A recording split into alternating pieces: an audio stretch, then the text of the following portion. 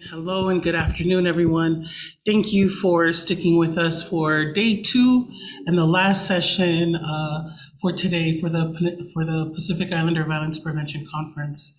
My name is Malissa Netane-Jones, and the Executive Director of the Peninsula Conflict Resolution Center that is co-sponsoring our conference today.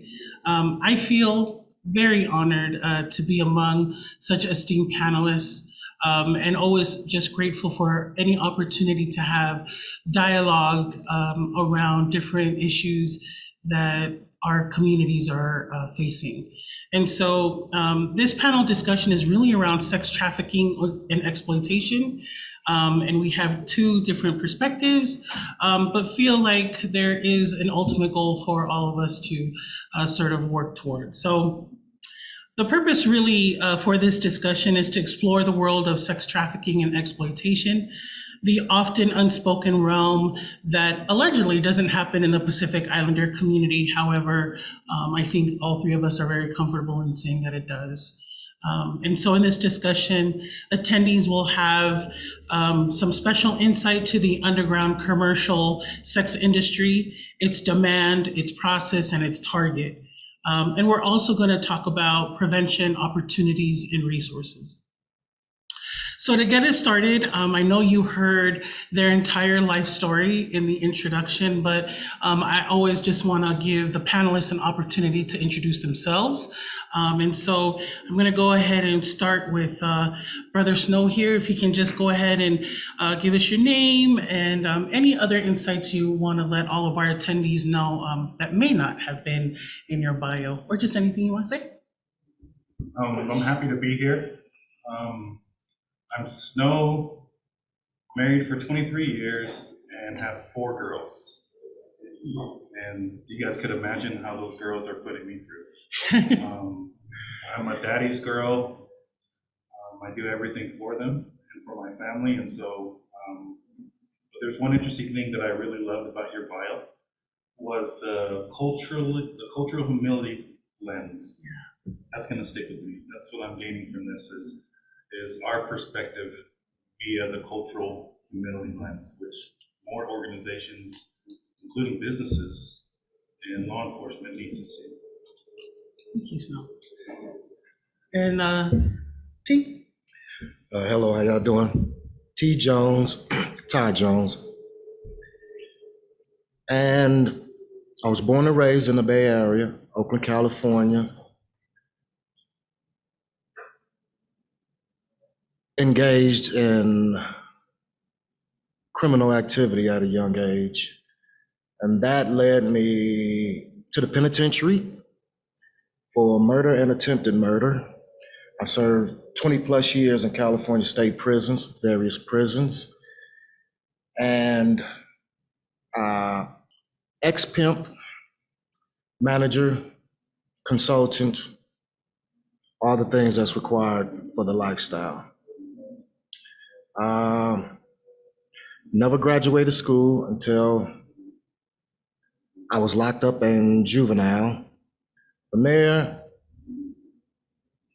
did some little college, got myself together, and here I am now with my lovely wife and federal agent Snow. Imagine that. Not federal agent. Well, Agent Snow, imagine that. From there, from the lower bottoms of West Oakland, here, to the snow on top of Utah. Mm-hmm. Not snow, that wasn't, but to the snow. Good reference. That's my quick bio besides everything else that you already heard. Thank you. I heard you have a really beautiful, attractive, talented, and really smart wife. So I think that's amazing. All right. So I just want to set a little context and just so we're clear about how we're going to engage in this conversation. This conversation can be triggering, and I recognize that, and I'm very mindful of that for all of our attendees this afternoon. And I also recognize that when we refer to this industry, there's different names for it, and that some of us who are in this room or in this space may have a loved one who has been involved, or may have a loved one right now that you don't know is involved. And so that information is not always public for many reasons, and I just want to recognize that. So in our discussion, to the gentleman with me, if we can refrain from using names, locations, ethnicity, while referring to anyone that we've worked with or had any experiences with, just to be able to protect folks. I want to make sure that this space is no shaming and no blaming, and that our panelists have come to share their perspective and knowledge to hopefully help someone who's watching us today.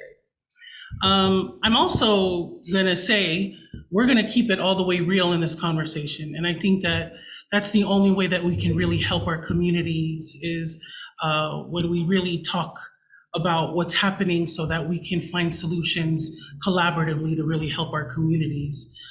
So this is a violence prevention conference, and that's really the focus, is to really help intervene where we need to, help educate, as well as provide insight to service providers and community advocates who are really helping to work with our communities. So I do hope that anybody who is on Zoom or even in the other room watching, that you utilize the chat for any questions, comments, reflections. We do have room moderators that are helping us. So we appreciate the interactivity. It's a little difficult when half of you are in Zoom and in person, but I want to try to make this as comfortable and interactive as we can moving forward. So before I begin, I want to just share a couple of definitions for the sake of the conversation. And so when we're talking about sex trafficking, we're talking about the action or practice of illegally transported people from one country or an area for the purpose of sexual exploitation. Sexual exploitation is the actual or attempted abuse of a position of vulnerability, power, trust for sexual purposes, including but not limited to profiting. Also, pimp or pimpin', a person that controls prostitutes, arranges clients for them, taking part of their earnings in return. Prostitution or a prostitute is a woman or a person who is in the practice or occupation of engaging in sexual activity with someone for payment. So I know that there could be some discomfort around this conversation, but again, it's really important for us to have real conversations. So now that I've done all the formalities and sort of prepping the table, I want us to go ahead and engage in the conversation. So I think I'll go ahead and start with you, T. And if you can just talk a little bit about your experience in the underground commercial sex industry, and maybe how you got into it. Yeah, it was just my introduction to it was where I grew up, where I was raised at, what I seen, who I seen, and what they was doing. To me, it was fascinating. It was something that I always wanted to do, and I knew without a doubt that's what I was going to do. Because I loved the glamour, I loved the power, everything that came along with it, with the exception of prison and violence and all that stuff. I just didn't look that far ahead. I didn't even think about that. So my introduction to, I used to go out to a place that's called Doggy Diner, where a lot of pimps and hoes would hang out. And I would sit there and enjoy it, soak up game, and I'm talking about at the age of 11, 12, it was just so fascinating to me. With the exception of the violence part, I didn't like that. That wasn't fascinating. So anyway, I took that and went into pimping. But the first, and I don't like saying it, but the first hoe that I had chose me. I didn't choose her, she chose me. And I was young, she was in her 20s, I was 15, something like that. And once I got a taste of it, and got a taste of what we call hoe money, that was it. There was no turning back. And so that's what I did. And that's what led up to violence, not against the women, but just in general, the criminal activity, the lifestyle in general, what came along with it. So when you in the streets, people know you out there, you're having a little money, you're vulnerable, so you're forced to carry weapons and to protect yourself and to protect your employees, your clientele. So that lifestyle ultimately led me to commit murder, an attempted murder. And that was the cause of jealousy or envy, so I assume. So just to clarify, the murder that I committed was to a guy who tried to kill me. That's how I got this on my head. So my brain seen the light of day. Blew open, my mother had to come see me, brains blew out and all this stuff. So, first opportunity I got, I killed him and tried to kill everybody who was with him. And which I had the opportunity to just completely let it go. But in the streets, that's not how it goes. My way of thinking, my criminal mentality was, when I wake up in the morning, I know for a fact there's gonna be an increase in crime. From the time I walk out the door with my pistol on me, that's a crime committed from that point on. But I didn't see it that way. So that was just the exit out into society. With my criminal mentality, I was going to go commit a crime, whether it was pimping, whether it was selling drugs, no matter what. The crime rate was going to skyrocket every day that I woke up. And every day that I woke up, I was happy that I didn't wake up dead. So Yeah. that's some of the things that led up to me being here now. So I'm here to help clean up some of the mess that I left behind. So talking really about the environment that you were in, that there was just a lot of that type of activity happening around you, and it excited you and ultimately led you to wanting to get into it and essentially being lucrative in that way. That also led to other types of crimes and other things that you were doing. And so the murder didn't have anything to do with the situation. However, just the environment and the journey of you being in the streets ultimately led to that. And it also sounds like you are in the process of continuing transformation for yourself and helping other folks learn and really addressing how some of these challenges come about, whether it's your environment, who you're around, but really engaging to sort of fix the mess that you left behind, as you said. Correct. And I don't want to give out the wrong message here, because I had choices. I didn't have to choose what I chose. It was just what excited me. I came from a loving family, loving household. Everybody did their best, but it was my choice. It was something that excited me, and family, friends, don't do it, don't do this, don't do that. I did what I wanted to do. So because I did what I wanted to do, it cost me a lot. I think that's an interesting comment, right? Because a lot of people attach the type of lifestyle that you had with the stigma of, well, it's because you were raised that way and that's what you're around. But you're saying the opposite is that you had a very loving family and that you made the choice to do what you did. Correct. Okay, thank you, T. Correct. Snow, tell us a little bit about sort of how you got into the work that you're currently doing around sex trafficking, and how did you get into it? I know that we heard a little bit in your bio that you had a law enforcement background and then you eventually came into the FBI. Can you talk to us a little bit about the work that you're doing right now? Or even any personal reflections you have in connection to the topic? Not much, but appreciate the opportunity.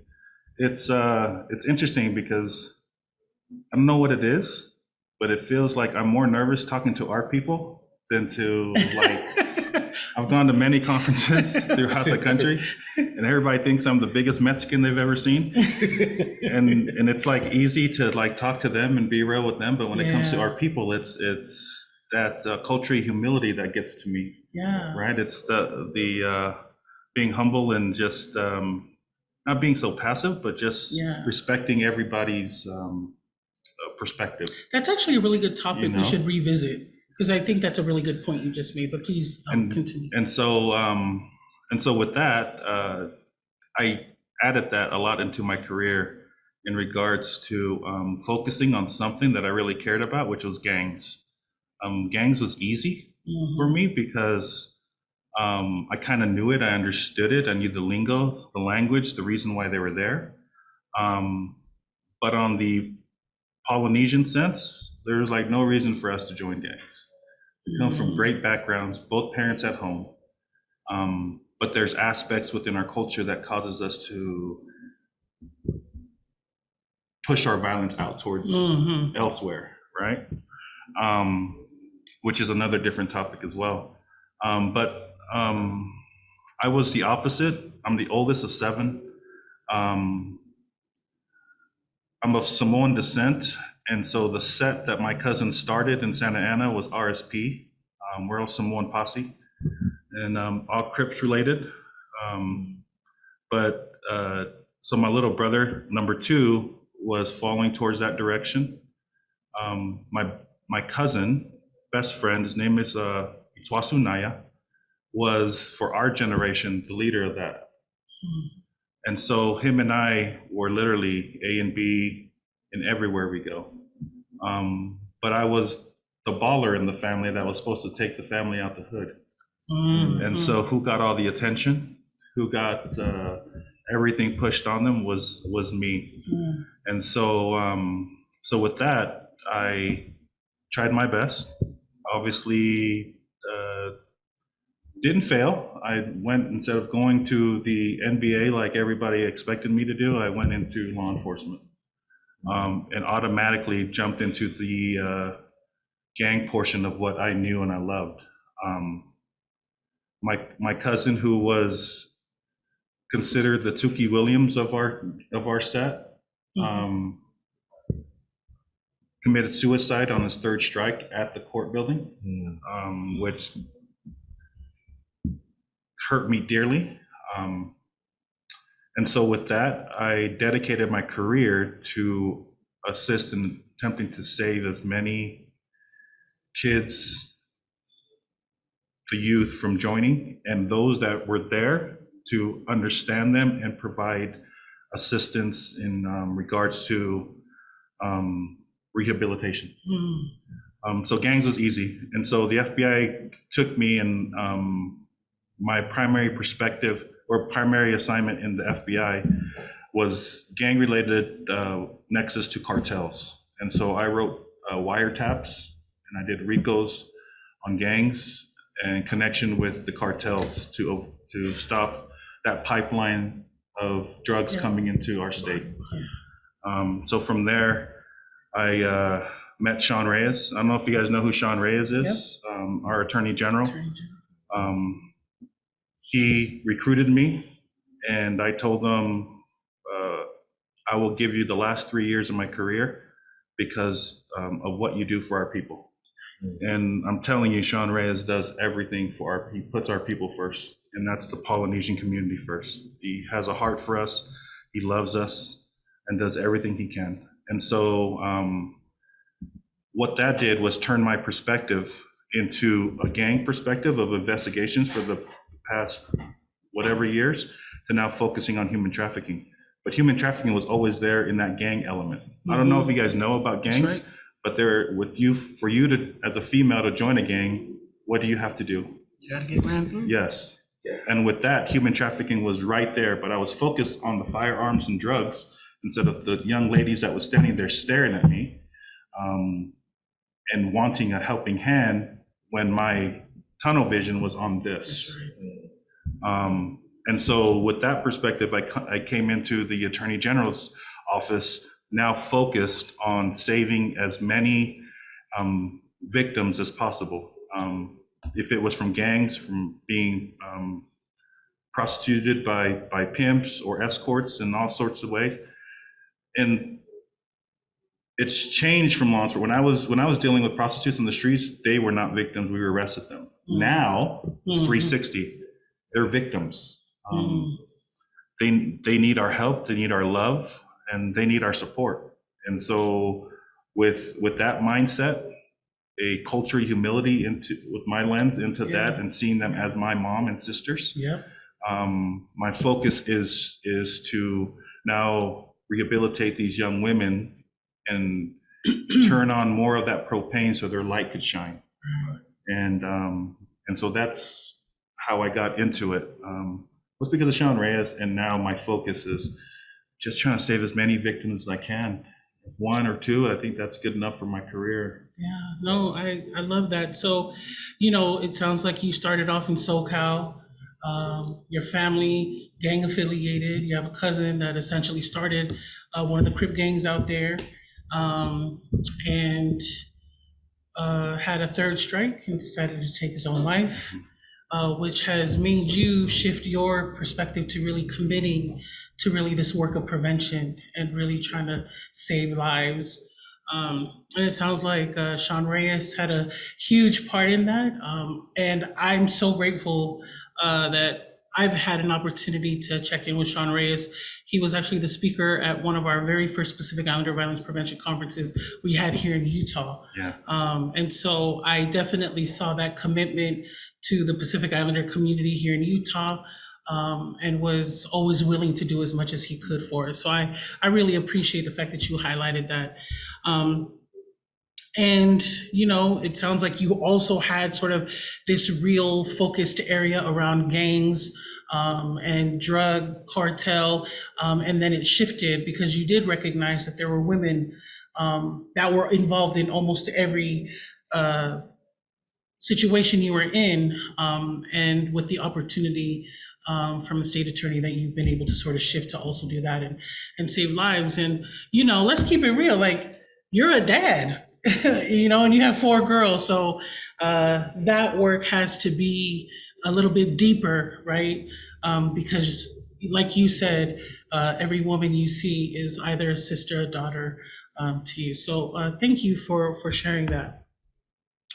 So because this is a Pacific Islander Violence Prevention Conference, I mentioned earlier in the intro that, a lot of people are like, yeah, there's not too many poly pimps, or there's not too many females that are hooking right now that are Pacific Islander. And so I just kind of want to talk about that a little bit.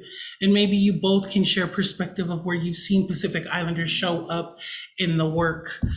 Because I think when we say that it doesn't exist in our community, we are doing a disservice to the community who need our help. And to your point, Snow, you mentioned earlier that that's really what you want to do, is really help folks. So maybe I can start with you this time, and then I'll shift over to T, and you can just tell us a little bit about how you've seen Pacific Islanders show up in the work that you're doing. So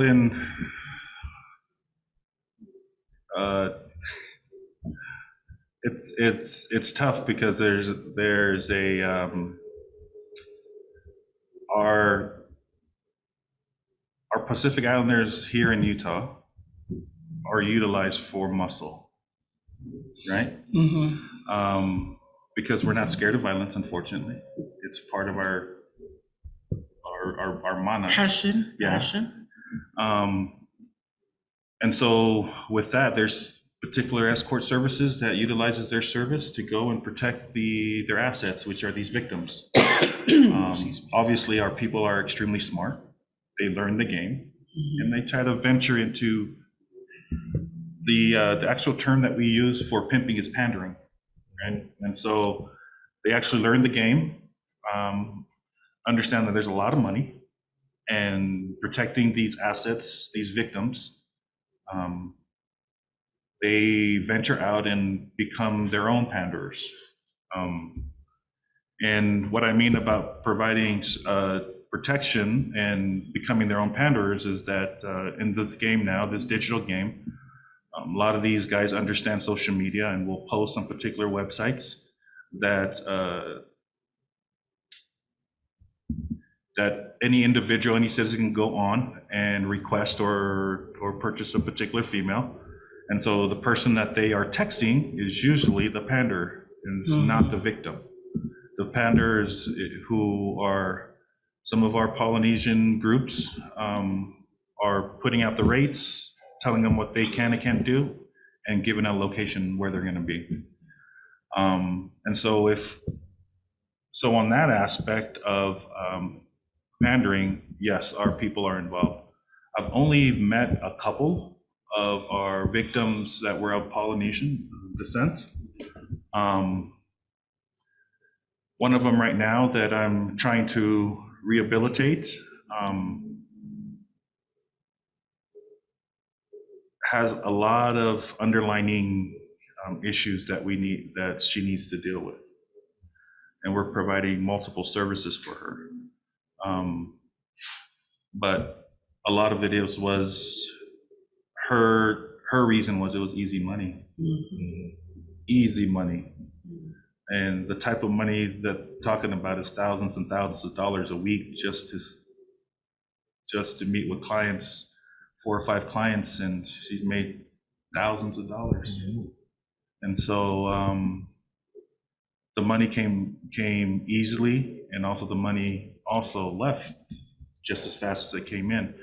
But the underlying issues is with this game is that there's an addiction portion of it when it comes as far as narcotics. Narcotics is involved.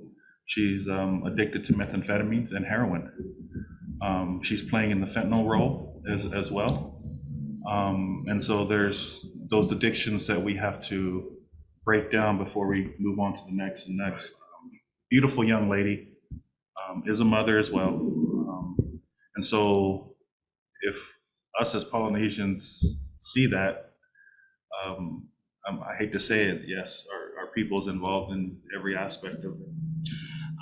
We have a question, Snow, probably to a comment you made earlier, is if you can define gang mentality.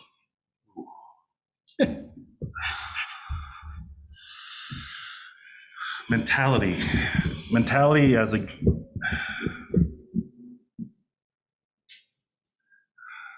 gang mentality, in my definition, the U.S. taught us how to be gang members. So, I'm sorry. That part. Yeah, we have villages. We're part of particular villages at home. My dad's from Mafenga. My mom's from Leuluai. You know, different villages within Western Samoa. Pride, right? Our people are perfect for gang mentality. And gang mentality to me, when it adds to that, is getting into that illegal realm of making money. Because gang mentality doesn't just come with who you are, it's not how you could hustle. And if that, I mean, every group has a doughboy, every group has a lick boy that just does robberies, that's just known for that, moving guns. There's talents within all that. So gang mentality in itself for me is to have that illegal mindset of getting into the illegal distribution of illegal activity. Because the mentality of gangs is in every culture, but the actual definition of it, this could be defined in any and every way, but the US taught us how to be gangsters, Yeah. I should say. And that's actually a really good point. So when I started off in the work, I was specifically doing gang prevention. And the Tongans back home were really beefing it back in the early 2000s. And it was very new for law enforcement. They were very used to the Latino population. They were very used to the African Americans, even the Asians. But Pacific Islanders were shooting at church, shooting at a wedding, at a few, and that was like, wait, what's going on? So a lot of that was because they knew that we commune together, and that's where you're going to find your greatest lick, is because they're already all together, right? But that poses multiple dangers for everyone else. But that was just something that law enforcement was sort of like, what's going on? Why at a church? We're one-uppers. Yeah, we try. So a question for you, because you're getting popular in the group. Is there a large human sex trafficking issue with Pacific Islander girls from your perspective? And what age have you seen? Large group, define, one girl is large. Thank you. Um, Thank you. if one of our sisters has gone that direction, it's time for us as a community to go in and support her and help her and get her out. I have not seen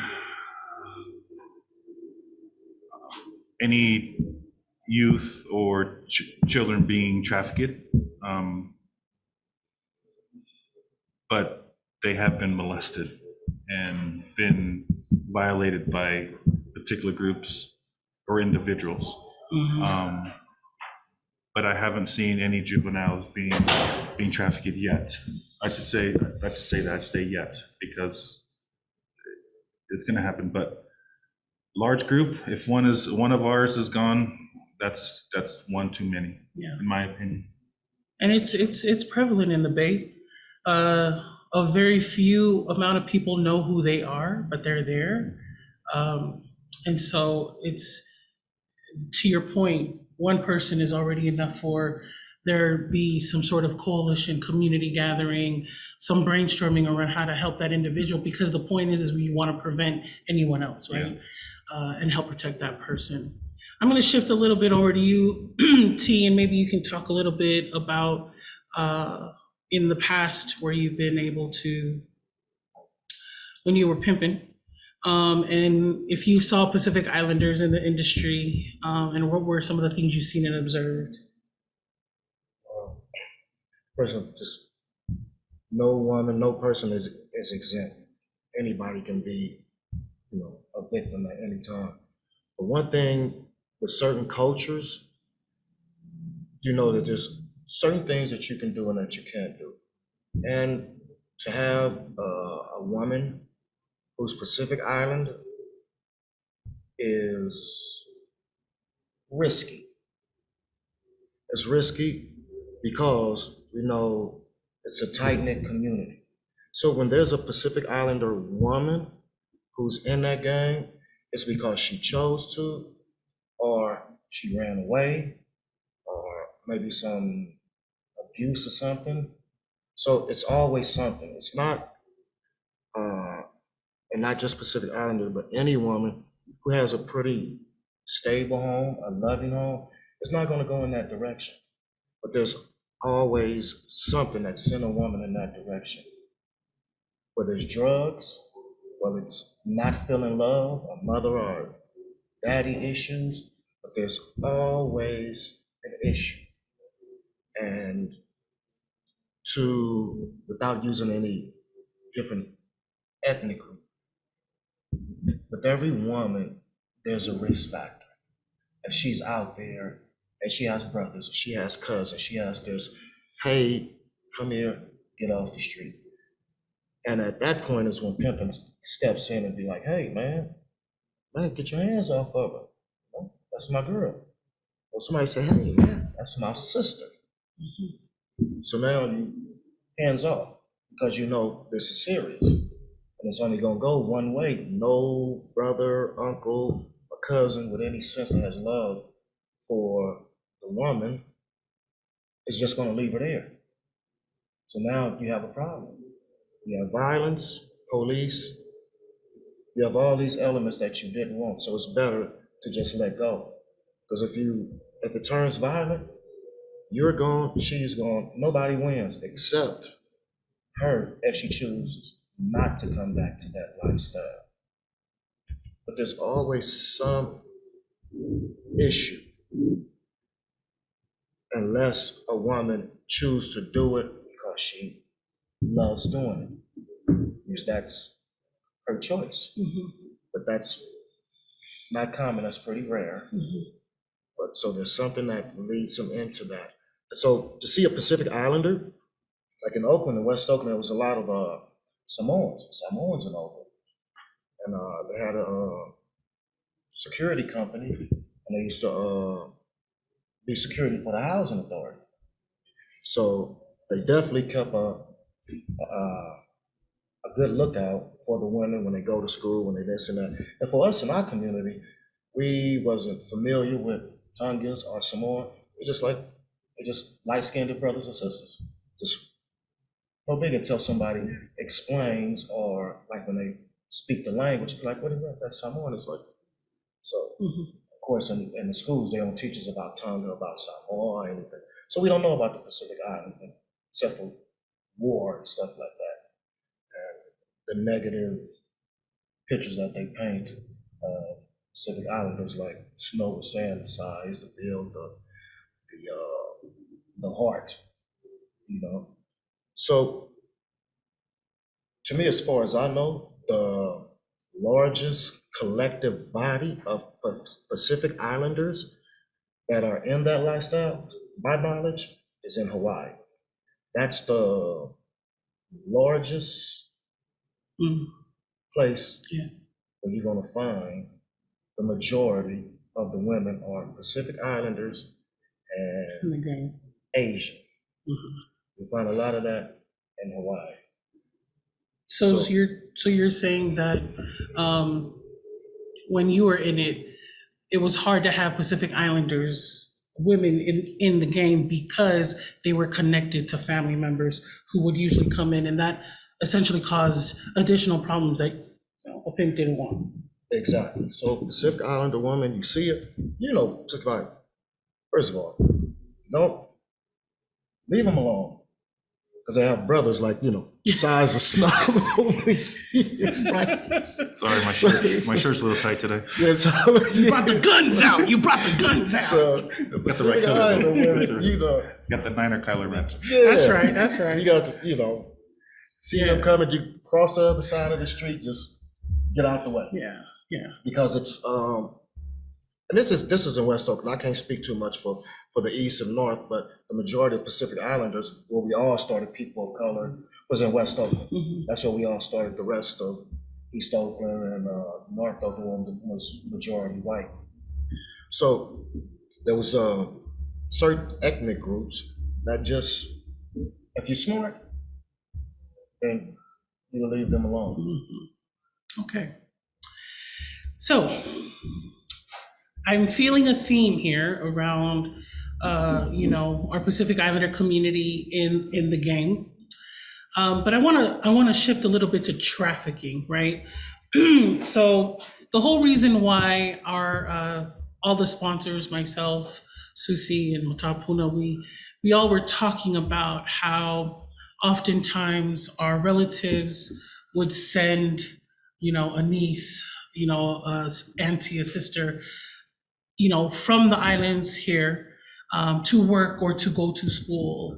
And when they come, they often become victims of sexual abuse, or they become victims of financial abuse or exploitation in different forms, right? And although that may not have been the intention, we know that the impact of some of those decisions ultimately lead some of our women and others, because I don't want to just say it's just women, because it isn't, could potentially lead into them being used for sex, whether it's within the home. And, I apologize to everybody who's watching, but we have to keep it real that this happens in our Pacific Islander homes, that oftentimes they become victims, and they don't actually have to be trafficked in. They could just be the cousin who's visiting from California, or the auntie who's here from New Zealand, right?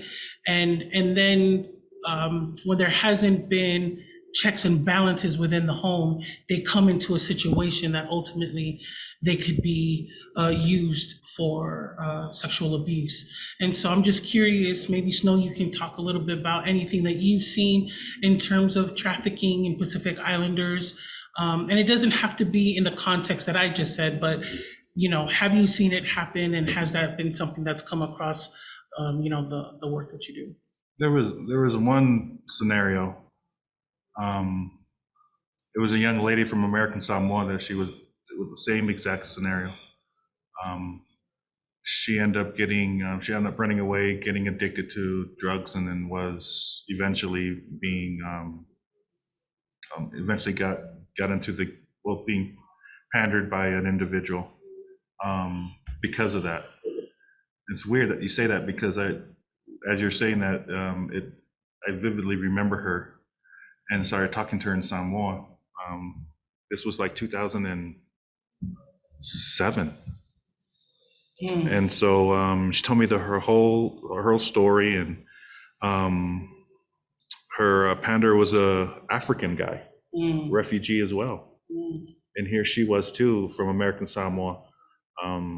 But the way I asked her, he goes, like, it's like she's told me, it's like I'm more safe here on the streets than I am there at my auntie's house. And I said, why? And he goes, and then she said in Samoa, she got beat too much, right? And so that obviously, through culture humility lens, I'm gonna use that the whole time. I understood it. Yeah. Right? Yeah. I mean, the slipa for us is all defined in all different ways, but we have that slipa that we in our line of work, we call it the invisible rope. And if you guys don't know what the invisible rope is, let me reference it through a story. There was this lady that saw an elephant at its full stage being just held back and not moved just because he had this little rope attached to a stake, right? Knowing that elephant could just break that rope and leave, that elephant doesn't. So this lady asked the circus personnel, how do you have that huge adult elephant on that rope? And the circus personnel referenced the invisible rope. At a young age, we put that rope and stake it and wrap it around a stake that at that young age, she tries to move and can't break it. That now that she's an adult, she references and remembers that as like, that's that rope. I've already tried breaking it at a young age, but I can't, right? And so that goes back into this young lady, that invisible rope of abuse, of just getting tired of being abused. She probably was abused at home and then got sent here and got more of it. And then she now meets a man that's not abusing her, but abusing her in other senses of providing narcotics for her addiction. Now with that, since you love me and I'm not abusing you, hey, why don't you go and make us some money on here? Well, in her head, she's like, I'm not getting beaten, but I'm having this. It's that invisible rope that's she can't break through, and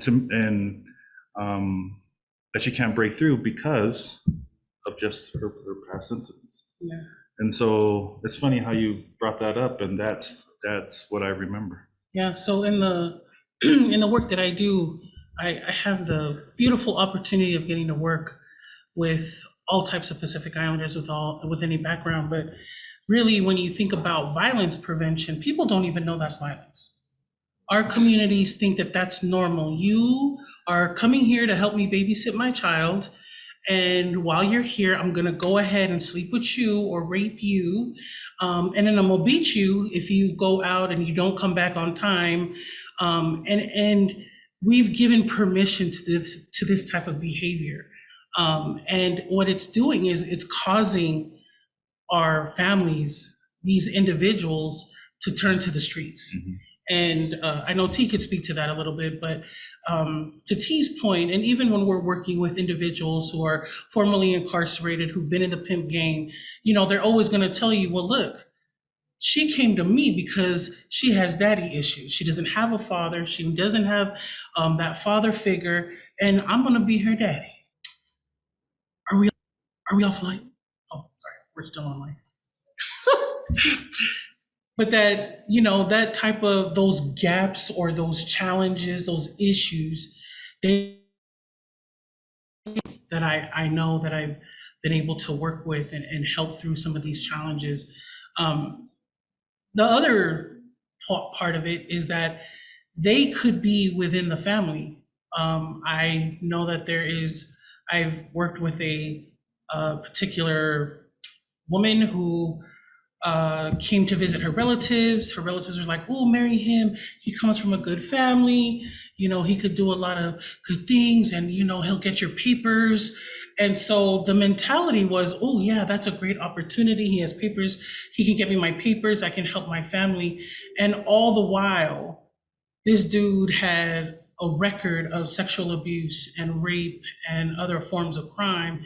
And that was not information that the family knew, right?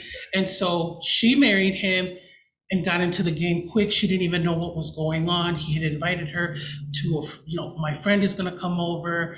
And then that's how it led to her being that. So I know that globally we think of sex trafficking as, you know, women coming from other countries and coming to America or vice versa. But it literally doesn't have to be another country. It could just be another region. And in the context of Pacific Islanders, it could be very, very dangerous. So I want to talk a little bit about some resources and what are some things that both of you are seeing in ways to help. And I'm going to actually have you, Todd, talk a little bit about the STEP program that you were facilitating in San Quentin and how that was actually helping to educate law enforcement, you know, courts, as well as other individuals on how to support women who are going through some of these challenges. Well, let me tell you one thing that was really profound to me that really stuck with me was that the girl that I had, and she was working, and it's time for her to give me my money. And so we're having this conversation. This conversation is over the phone. So we're having this conversation. Anyway, the bottom line came to it before she gave me my money. Only thing she wanted to hear was, tell me you love her. I'm like, come on, this is, you know, this is a business relationship. You know, there's no love involved. Anyway, she just needed someone to tell her that they love her. She just wanted some love, just wanted to feel love. And that bothered me. As soon as I told her that, girl, you know I love you. Money came. PayPal. So that always stuck with me. And that's what I say, women having, now what her issues were, I don't know. I was pimping, I wasn't a therapist. But I didn't know that until she said that. I was like, man, that's deep. That's deep when a person just needs to hear that they are loved and they will go above and beyond just to feel that love. And that's where a lot of women get into the game. It may not be the money, it may not be drugs, because I didn't like women. I wouldn't never have a woman who was on drugs or had anything like that. I wouldn't want to deal with you. And if I found out, and then you fired. And that's when I used to say I get more pleasure out of firing than I do hiring. Because if you get fired because you did something wrong, drugs or whatever it may be. But when she said that, I think about the mother and my aunties and my sisters, and I'm like, man, do they have love and make me want to get on the phone and like, hey, you know I love you, right? You know you love. And so I did that. So that changed, and that was the last girl that I had. And since then, there was no more. Sorry to jump off subject. What else was it? Can you talk a little bit about the STEP program? The STEP program, okay, we back on it. STEP, Stop Sex Trafficking and Exploitation Prevention. So it was a collective body of me and ex-pimps and drug dealers. So we put this curriculum together. Okay. And once we established a curriculum, we introduced it to San Quentin State Prison, and we used to meet in the chapel. And we had a list of social workers, law enforcement, counselors from group homes, and various other people from nonprofit organizations and from other institutions to come. Yeah. And we would do what we're doing right now. Got it. And so that was very helpful, raised a lot of money, helped a lot of people, gave them some valuable information. I come home, I see one of the ladies, downtown Oakland. She was so happy, ran up, hugged me, because she was out the game. She was out the game, and she is now a counselor with a record, a counselor at a ladies group home. Nice. So that's it. Thank you so much. So, guys, we could talk about this for hours, and unfortunately, we don't have that much time, and we actually need to wrap up. And so I just want to say thank you to everybody who was throwing questions into the chat. We tried to get to as much of it as we could, but clearly, this is an issue that's continuing to grow among Pacific Islanders. If there's just one thing both of you just kind of want to leave before we close this all the way out, what would you like to share with the attendees today? One thing. Time. Spend as much time with family as possible with your kids. Right. They don't need the J's and the Yeezys, and they just need time. That's the one thing that, and that's from my dad. That's the best thing you give your kid is time. It's time. Something you can never give back or give. You can only give time. You can't take it back. One thing? One thing I would say, security. Keep security on your kids. Don't be afraid when they walk past to say, let me see that phone. And you got to go in it. You have to, because this is access to the world. And this leads to so many different codes. You have to keep security on what they're doing on them devices, because you have adult males manipulating kids, teenagers, and other adults as well. So you got to, for lack of a better word, you have to police your children. All right. Well, I want to thank Snow. I want to thank T so much for this opportunity just to be able to talk about this work. And thank you to all of you who joined us today. And that's it for us.